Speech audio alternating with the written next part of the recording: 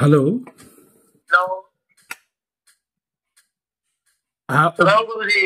হ্যাঁ, অপু শুনতে প্রণাম পাচ্ছ? গুরুজি। হ্যাঁ হ্যাঁ। অপু বলো, তুমি কোথা থেকে বলছো? দেখা যাচ্ছে না সম্পূর্ণ ক্লিয়ার ছবিটা। হ্যাঁ অপু বলো, কোথা থেকে বলছো? আমার তো বিশ্বাস দেখা যাচ্ছে না যে হ্যাঁ আমি সৌদি আরবের অঙ্গরাজ্য বাহরাইন থেকে বলছি।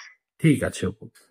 ফাইনালি চলে আসি, আজকে আমরা সরাসরি আলোচনা করলাম এবং সরাসরি বলে দেওয়া হলো যে অপু, তোমার কর্মস্থলে তোমার হনুমানজিকে নিয়ে যাওয়া হয়েছে, সেটা এখান থেকে ডাইরেক্ট বলে দেওয়া হয়েছে। এবং অপু তারই পাশাপাশি বলে দেওয়া হলো যে অলরেডি ওষুধ যে সামনে রয়েছে এবং তোমার বাড়ির কোন জায়গায় কার একজনের বাড়ির নাম এবং তার থেকে বেশ দূরে যে একটা মেলা, সেই ঘটনা এবং পাশাপাশি পিতা এবং মায়ের হেলথ সম্পর্কে এবং তোমার হেলথ রিগার্ডিং কিছু কথা, এবং যে নীল একটা গেঞ্জি কয়েকদিন দুদিন পরপরই পড়া হচ্ছে সেটা বিষয়ে আজকে বলে দেওয়া হলো।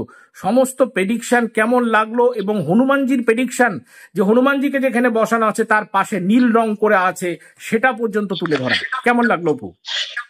একদম সত্য, একদম সত্য। আমার গুরুজির প্রেডিকশন তো প্রেডিকশনই। আজকে 5-6 মাস ধরে আমি গুরুর সাথে কথা না বলতে পেরে অনেকটা আফসোস। ঠিক ঠিক ঠিক ঠিক ঠিক। তুমি স্যাটিসফাই তো অপু? আমি একদম স্যাটিসফাই। কেন স্যাটিসফাই হবো না গুরুজি? একদম স্যাটিসফাই। ঠিক ঠিক আছে অপু, ঠিক আছে অপু, ভালো থাকো, আনন্দে থাকো এবং সুখে থাকো। জয় মা।